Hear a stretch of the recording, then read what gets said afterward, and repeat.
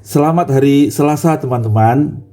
Kita bersyukur kita kembali di dalam PA Online GKA Immanuel Malang. Saya harap semua sehat-sehat dan hari ini kita akan belajar bersama-sama dari firman Tuhan. Kita akan baca dari Matius pasal 18 ayat yang ke-15 sampai ayat yang ke-18 ya. Saya akan membacakannya untuk saudara-saudara. Tentang menasihati sesama saudara. Apabila saudaramu berbuat dosa, tegurlah dia di bawah 4 mata. Jika ia mendengarkan nasihatmu, engkau telah mendapatnya kembali. Jika ia tidak mendengarkan engkau, bawalah seorang atau 2 orang lagi, supaya atas keterangan 2 atau 3 orang saksi, perkara itu tidak disangsikan. Tetapi jika ia tidak mau mendengarkan mereka, sampaikanlah soalnya kepada jemaat. Dan jika ia tidak mau juga mendengarkan jemaat, pandanglah dia sebagai seorang yang tidak mengenal Allah atau seorang pemungut cukai. Aku berkata kepadamu, sesungguhnya apa yang kamu ikat di dunia ini akan terikat di sorga, dan apa yang kamu lepaskan di dunia ini akan terlepas di sorga. Berbahagia kita yang baca firman Tuhan, menyimpan dalam hati dan melakukannya di dalam hidup kita. Mari kita berdoa terlebih dahulu, mohon pertolongan Tuhan sebelum kita membahas bagian ini. Mari kita berdoa. Bapa yang di surga, terima kasih kami boleh bersama-sama belajar firman-Mu lagi.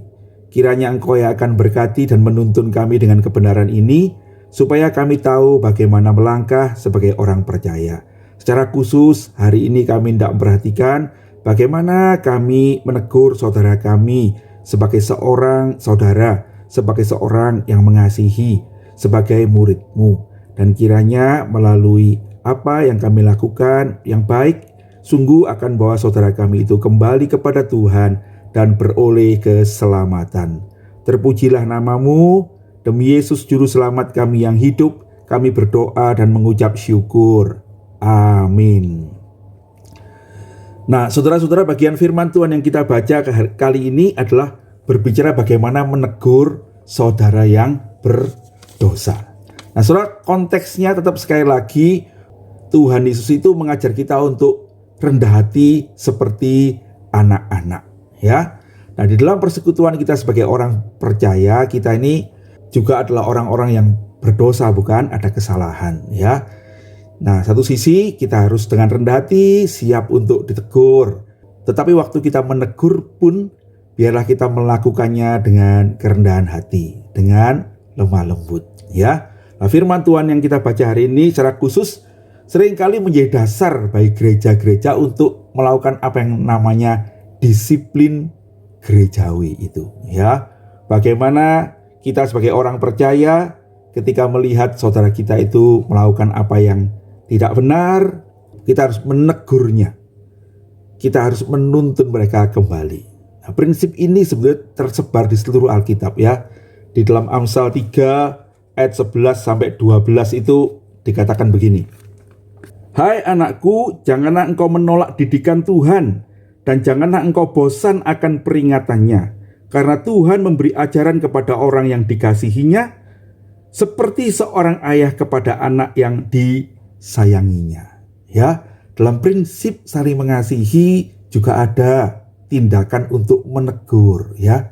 Dan Alkitab memaknainya, kalau kita menerima teguran itu, terimalah teguran itu sebagai teguran dari Tuhan, mengingatkan kita supaya kita kembali pada kasih-Nya, ya. Di dalam Amsal 13 ayat 24 dikatakan begini. Siapa yang tidak menggunakan tongkat benci kepada anaknya, tetapi siapa mengasihi anaknya, menghajar dia pada waktunya. Nah, saudara-saudara, kalau kita mengasihi saudara kita seperti seorang ayah mengasihi anak, kita pun harus berani menegur, ya, menegur, ya. Kemudian kalau kita membaca di dalam Ibrani 12 ayat 7, jika kamu harus menanggung ganjaran, Allah memperlakukan kamu seperti anak. Di manakah terhadap anak yang tidak dihajar oleh ayahnya. Jadi saudara-saudara, dari firman Tuhan ini kita mesti menyadari gitu di dalam hidup kita bersama-sama sebagai jemaat Tuhan, kita juga harus saling memperhatikan kehidupan yang saleh di antara kita dengan menegur ya. Nah, tetapi saudara-saudara, berikan firman Tuhan yang kita baca hari ini mengajari kita bagaimana menegur yang benar, bagaimana melakukan disiplin yang benar. Sebab dengan disiplin itu sungguhnya kita ini saling membangun, saling menguatkan ya. Nah, ada beberapa prinsip teman-teman yang ingin saya ajak saudara perhatikan hari ini. Yang pertama, apabila saudaramu berbuat dosa, tegurlah dia di bawah 4 mata. Jika ia mendengarkan nasihatmu, engkau telah mendapatnya kembali. Saudara-saudara, yang nomor 1 itu dikatakan apabila saudaramu berbuat dosa. Berbuat dosa apa ini? Kata berbuat dosa itu hamartano, ya, hamartia. Apa itu hamartia? Itu adalah salah satu kata yang dipakai untuk menggambarkan dosa, yang diterjemahkan dalam Alkitab sebagai dosa itu dalam arti luput dari sasaran, tidak mencapai sasaran. Ya, kalau kita memanah, begitu kan, ada lingkaran-lingkaran itu ya. Kalau tidak kena tengahnya, itu artinya luput dari sasaran. Bisa luputnya jauh, bisa luputnya dekat, tapi tidak sampai sasarannya. Nah, jadi apa yang dimaksud dengan dosa itu? Dosa itu adalah jikalau orang itu melakukan apa yang tidak seharusnya dikehendaki oleh Tuhan. Tuhan menghendaki kita untuk bersikap lemah lembut. Orang itu suka marah dan juga mencaci maki orang, misalnya begitu ya. Tuhan mengajar kita untuk menjaga kekudusan hidup. Teman kita itu kemudian melakukan apa yang tidak kudus di dalam perilaku moralnya, nah begitu ya, tidak sampai sasaran, tidak mencapai standar. Kepada orang ini kita sebagai saudara itu dinasihati oleh Tuhan Yesus. Tegurlah dia di bawah 4 mata. Kita diajar Tuhan Yesus untuk pergi menemui dia lalu menegurnya secara pribadi. 4 mata itu artinya matanya cuma 4, bukan ya. Artinya mata saya 2, mata dia 2, begitu. Artinya apa? Kita menegurnya, kita menasihatnya secara pribadi. Artinya apa, saudara-saudara? Tidak usah diceritakan.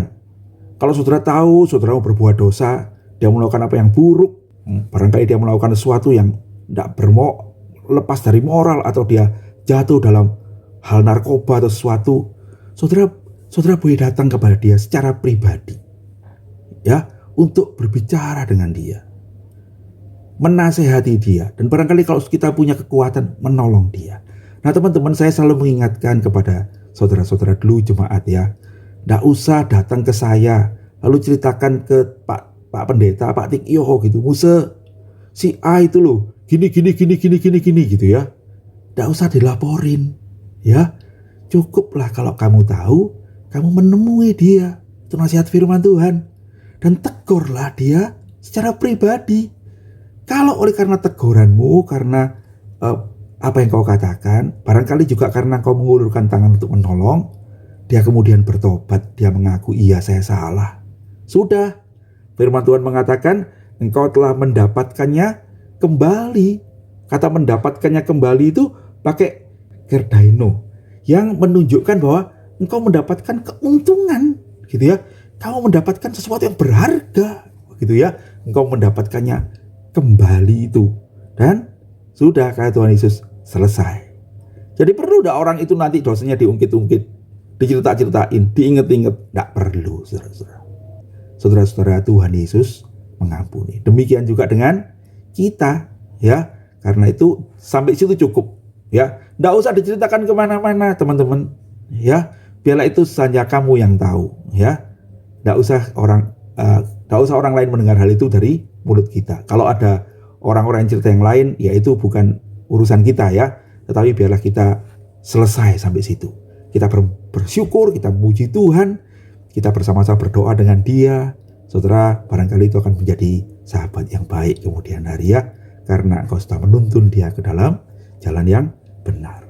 Nah, tetapi di ayat 16 dikatakan, tetapi jika ia tidak mendengarkan engkau, bawalah seorang atau 2 orang lagi, supaya atas keterangan 2 atau 3 orang saksi perkara itu tidak disangsikan. Bisa terjadi teman-teman, orang yang kita nasihati itu menyangkal, ya, bukan cuma menyangkal, juga barangkali melawan kita, gitu ya. Kenapa? Barangkali dia merasa lebih baik dari kita. Misalnya nih, ada saya ini melakukan sesuatu yang jahat, yang buruk, ya. Terus ada saudara lihat saya, lalu datang kepada saya dan berkata, "Pak Tik, tidak boleh begitu," gitu ya. Terus saya tuh merasa, loh saya ini pendetanya kok dimarahin. Lalu saya tuh kemudian menyangkal dengan mengatakan, si itu juga gitu, kamu juga gitu. Emang cuma saya yang berdosa, kamu juga berdosa kok, gitu ya. Lalu saya membela diri, saya menyangkali, dan bahkan saya mungkin menuduh, begitu. Apa yang dikatakan firman Tuhan? Jika kamu tidak didengarkan, tidak usah diajak berantem. Saudara, apa yang mesti dilakukan? Dikatakan oleh firman Tuhan, biar dengan rendah hati kita tidak usah mengajak berantem. Baik, kalau saya tidak dengarkan, apa yang kita lakukan? Kita mengajak 2 atau 3 orang saksi supaya perkara itu tidak disangsikan. Nah, saudara-saudara, ini dikenal dalam hukum perjanjian lama, ya. Kalau kamu mau menuduhkan sesuatu pada orang untuk mendapatkan hukuman dibawa kepada imam, kamu mesti membawa 2-3 saksi, dan imam tidak boleh menghakimi orang sembarangan. Dia harus mendapatkan 2-3 orang saksi yang mengatakan hal itu, ya, dan menyatakan hal itu benar. Saksi itu harus diperiksa satu-satu gitu. Tapi konteksnya adalah untuk menunjukkan orang itu bersalah. Nah, tapi kita mesti perhatikan saudara-saudara, bagian ini bukan membuat orang itu bersalah, tetapi membuat orang itu bertobat dan berbalik kepada Tuhan. Jadi prinsipnya itu adalah supaya kita menunjukkan kasih kita. Kita mau menolong saudara kita. Kita bukan membawa 2-3 saksi untuk menuduh dia, ya, menyatakan kesalahannya lalu kemudian memarahi dia, mempermalukan dia, bukan. Tapi supaya dia bertobat. Jadi dalam pemahaman saya, 2-3 saksi itu siapa? 2-3 saksi itu bagi saya adalah orang-orang yang bisa menolong saudara kita yang berdosa ini untuk mengakui kesalahannya dan bertobat dan dimenangkan kembali. Siapa orang itu? Barangkali adalah orang yang dia hormati, orang yang dia segani, atau orang yang dia sayangi. Contohnya saudara-saudara, ya, kalau tadi kan saya dimarahin gitu. Waktu saudara lihat, si Pak Tikyo ini dinasehati malah ngamuk-ngamuk. Saudara bisa minta tolong siapa? Nah, saudara, barangkali ini saudara bisa menghubungi guru saya, gitu ya.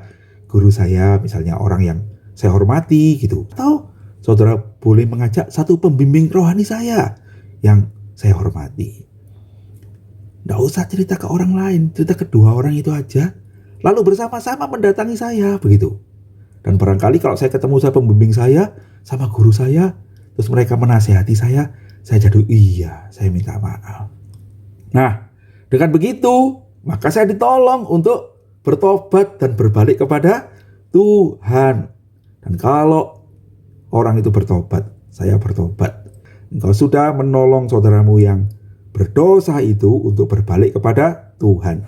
Selesai. Ada sukacita besar, ya. Ingat ya, di atasnya itu ada tentang domba yang hilang kan, kalau di atasnya kita baca itu ya, minggu yang lalu kita bahas. Nah saudara, begitulah kita mesti merasakan sukacita waktu kita mencari saudara kita yang berdosa itu supaya bertobat, ya. Bukan menghakimi dia, tapi menolong dia untuk balik, begitu, ya. Tapi ada kalanya saudara-saudara dinasihati, orang itu tidak mau terima. Di ayat ke-17 dikatakan, jika ia tidak mau mendengarkan mereka, orang-orang yang dihormati itu, sampaikanlah soalnya kepada jemaat. Nah, saudara-saudara, dia tidak mau bertobat, ngeyel, bahkan dia melakukan sesuatu yang mungkin bisa mempermalukan jemaat. Maka kita harus menyampaikan itu pada jemaat, ya. Untuk apa? Untuk kita doakan bersama-sama. Barangkali ada orang lain yang bisa menolong, ya. Jemaat ini siapa? Apa perlu diumumkan di depan mimbar itu? Saya kira kok ya tidak sampai segitu, ya. Kita boleh menyampaikannya pada majelis, atau dalam konteks tertentu kita boleh menyampaikannya kepada orang-orang yang mengenal dia di sekitarnya, jemaat yang berhubungan dengan dia, ya, supaya dia ditolong. Atau jemaat berhati-hati. Karena bisa jadi dosa itu juga bisa membahayakan jemaat dan mengganggu jemaat, begitu ya. Bisa menimbulkan sesuatu yang buruk. Nah, lalu kita bersama-sama kalau Tuhan izinkan menolong dia. Tetapi saya percaya tuh saudara-saudara, yang dimaksud itu bukanlah kita menceritakan tentang keburukan-keburukan orang, tetapi kita belajar untuk saling mengingatkan, mendoakan. Barangkali disampaikan dulu kepada tua-tua jemaat, dan bila tua-tua jemaat yang mengambil keputusan yang baik bagaimana menyikapi perkara itu, ya. Tapi itu kalau sungguh-sungguh orang itu sulit bertobat, ya, dan bahkan mungkin bisa membahayakan jemaat. Misalnya dia bisa menipu atau sesuatu, ya. Tapi sekali lagi kerinduannya adalah supaya dia diselamatkan, ya. Dan karena itu dalam ayat yang sama dikatakan, dan jika ia tidak mau juga mendengarkan jemaat, pandanglah dia sebagai seorang yang tidak mengenal Allah atau seorang pemungut cukai. Apa artinya ini saudara-saudara? Bagaimana kalau kita memandang orang yang tidak mengenal Allah dan pemungut cukai itu? Bagaimana Tuhan bersikap pada mereka? Saudara-saudara, saya ingatkan itu bukan artinya mereka diusir dari jemaat, saudara-saudara. Tetapi orang itu digembalakan lagi, ya. Tuhan Yesus mengasihi para pemungut cukai. Tuhan Yesus mengasihi orang-orang berdosa yang tidak kenal Tuhan. Bahkan dia mati untuk mengasihi kita. Dan kita lah orang-orang yang berdosa itu, bukan? Dan Tuhan mengasihi. Artinya apa? Jikalau saudara ini tidak mau juga mendengarkan nasihat Tuhan melalui jemaat, melalui tua-tua, melalui firman Tuhan, mari kita memberitakan Injil kepada dia sekali lagi, ya. Mari kita mengajak dia untuk kembali kepada Tuhan. Kita tetap mengasihinya. Boleh enggak orang itu pergi ke gereja? Boleh saudara-saudara. Ya boleh enggak dia melakukan beribadah bersama-sama? Boleh. Boleh enggak dia memuji muliakan Tuhan? Boleh. Apa yang enggak boleh? Dia enggak boleh ikut melayani, ya. Karena dalam konteks dia bukan orang yang percaya pada Tuhan, itu aja, ya. Tetapi dia adalah orang yang harus kita kasihi, ya. Dan maksudnya adalah kalau itu disampaikan pada jemaat, lalu kita sekali lagi memberitakan Injil, tujuannya apa? Supaya dia bertobat, teman-teman. Hukuman itu bukan untuk selama-lamanya. Kalau kemudian karena sanksi, karena teguran jemaat, kemudian akhirnya dia bertobat setelah sekian waktu, dia berbalik pada Tuhan. Dia dipulihkan, dia mengakui dosanya. Dia diterima kembali. Boleh enggak dia melayani lagi? Ya boleh, gitu ya. Karena sesungguhnya kita pun ini orang berdosa, teman-teman. Dan bagian firman Tuhan kita baca ini adalah dalam konteks Tuhan yang mengasihi domba-domba yang tersesat ini. Orang yang tersesat jauh, maka pergilah mencari dia, ya. Dia adalah orang yang tidak mengenal Allah. Dia adalah pemungut cukai. Dia adalah orang berdosa. Pergilah seperti Kristus mengasihi dia, mencari dia kembali. Ayat 18. Aku berkata kepadamu, sesungguhnya apa yang kamu ikat di dunia ini akan terikat di sorga, dan apa yang kamu lepaskan di dunia ini akan terlepas di sorga. Nah, saudara-saudara, kita jadi ingat ya, ayat ini mengulang sesungguhnya tentang apa yang dikatakan Tuhan Yesus tentang gereja di pasal 16, ya. Saya akan bacakan, ya. Matius 16 ayat 19.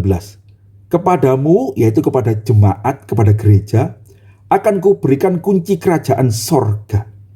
Apa yang kau ikat di dunia ini akan terikat di sorga, dan apa yang kau lepaskan di dunia ini akan terlepas di sorga.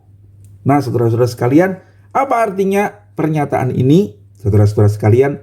Yang pertama itu artinya adalah, demikianlah kamu akan menjadi umatku, ya. Kamu akan melaksanakan amanatku, gitu ya. Kamu akan memakai kunci kerajaan sorga itu, ya, untuk mencari orang-orang berdosa itu, ya. Di gereja Katolik percaya bahwa kalau orang itu datang bertobat, berdosa, lalu mengaku dosa, lalu diberdoa, maka kalau pemimpin gereja atau pastornya berkata dosamu diampuni, maka itu artinya di sorga juga dosanya diampuni. Ada sisi kebenarannya, ya, dalam arti kalau kita membaca ini, kita mengerti bahwa sorga itu di pihakmu, gitu ya. kalau engkau membuat saudaramu itu bertobat dan engkau berdoa bersama dengan dia, di sorga itu loh Tuhan mengampuni. Waktu kamu berkata, saudara, dosamu pasti Tuhan ampuni, sorga akan bilang setuju, begitu ya. Sebaliknya kalau dia menyangkal dan saudara-saudara berkata, ingatlah saudara, jika engkau tidak bertobat, Tuhan itu akan menghukummu, ya. Tuhan akan menghajarmu, Tuhan akan mendisiplinmu. Di sorga itu mengatakan setuju, ya. Karena itulah yang kamu ikat di dunia, ya, ada hukuman itu. Tapi ikat itu juga dalam arti bisa kalau engkau menyelamatkan dia, engkau mengangkat dia kembali, sorga akan mengangkat dia kembali. Saudara-saudara, artinya apa? Secara sederhana adalah kalau kita mencari saudara kita yang berdosa, kita mengusahakan dia kembali, sorga itu di pihak kita. Itulah yang dikehendaki Tuhan. Itu artinya sorga di pihak kita. Sorga itu selalu bicara tentang kehendak Allah. Artinya kalau kita mau tahu kehendak Allah dalam hidup kita bersama, dalam menghadapi saudara-saudara yang kita berdosa, inilah yang Tuhan ajarkan. Kita mesti menunjukkan mereka kebenaran. Kita mesti punya disiplin namanya, ya, supaya kita bisa hidup kudus bersama-sama.